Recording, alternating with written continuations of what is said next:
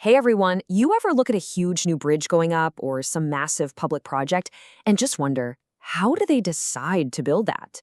Like, what's the actual process? Well, today we're going to pull back the curtain on the fascinating and kind of complex math that shapes our cities. Let's jump right in. All right, so picture this. You're the city planner.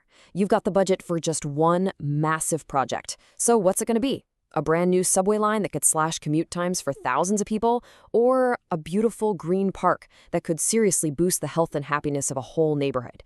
Yeah, it's a tough call, right? And it's definitely not just about which one has the smaller price tag. Turns out, there's a secret weapon they use to make these giant decisions. It's this really powerful framework called cost-benefit analysis, or CBA for short. And it's all about systematically weighing every single pro and con, not just the ones you can see on a spreadsheet. Okay, so to really get how CBA works, you've got to look at a project through three totally different lenses. Each one gives us a deeper, more complete picture of what its true value really is. This table here breaks it all down. First up, you've got the most basic one, financial analysis. That's just about the cash, right? Does it make a profit? Then we zoom out a bit to the economic analysis. This one asks a much bigger question. Is this the absolute best use of the entire country's resources? And finally, we get to what might be the most important lens of all, social analysis. This one gets to the heart of it. Does this project actually make people's lives better? So let's start with that first, simplest lens, financial analysis. I mean, this is pure business. You look at the costs to build, say, an apartment complex, and you weigh that against the money you'll get from selling the apartments. It's a pretty straightforward profit and loss calculation. Simple as that. Now, economic analysis, this is where things get more interesting. It brings in this super powerful idea of opportunity cost. So what's that? It's the value of the next best thing you gave up to do this project. So it's not just about, does this thing make money?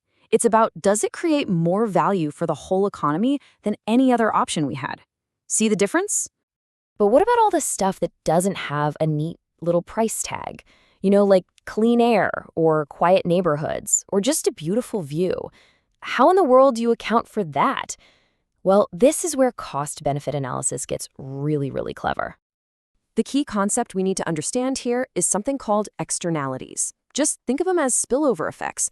They're the unintended ripples, both good and bad, that a project sends out into the community, affecting people who had nothing to do with the original decision. And here you can see the two sides of that coin perfectly. A positive externality is like a happy accident, right? You build a new park and surprise, the homes nearby become more valuable. Awesome. But a negative externality is the exact opposite. It's an unintended cost, like the noise and pollution from a brand new factory.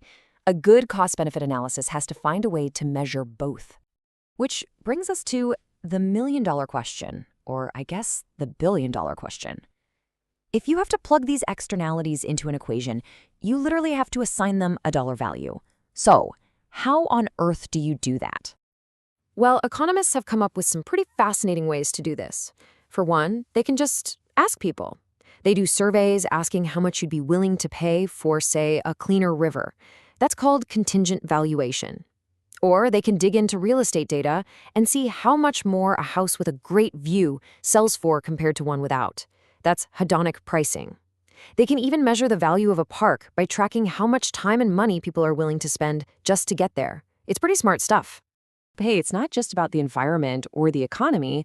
We also have to think about the direct impact on people's lives. We have to look at the human factor. And this is where something called a social impact assessment, or SIA, comes into play. It's a formal process, and it's designed specifically to understand and measure the human cost of a development before a single shovel ever hits the ground.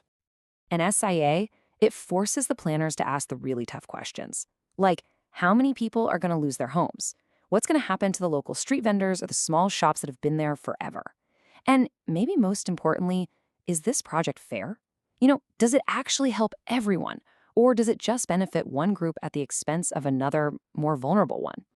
Okay, so we've gathered all this information. The financial numbers, the economic opportunity costs, the value of clean air, the human impact, the whole shebang. How do we take all of that and boil it down to a single final yes or no answer?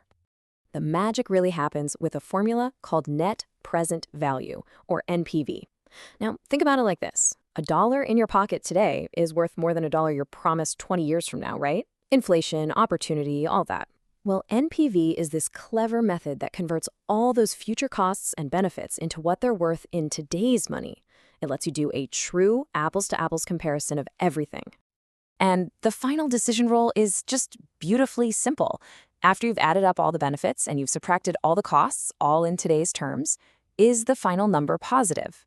If that net present value is greater than 0, then the project is considered a net positive for society. It gets the green light. All right, time for a quick pop quiz to see if you were paying attention. You remember how we put a price on something that doesn't have a market, like cleaner air? We did it by asking people about their willingness to pay. What was that method called again? Yep, you got it. That was contingent valuation, the one that's all based on surveys. Okay, one more for you. What about those unintended negative side effects, like all the pollution from a new highway? That's right, that's a negative externality. It's that hidden cost that, unfortunately, someone else is forced to pay for. So now you have the toolkit. The next time you see a crane in the sky or a new development going up, you can see beyond just the budget. You can think about the opportunity cost. You can think about the externalities, the good and the bad, and you can think about the real social impact. You can ask the most important question of all. After we've priced the priceless and counted the human cost, is this project really a net benefit for all of us? It's a whole new way to see your city. Thanks for tuning in.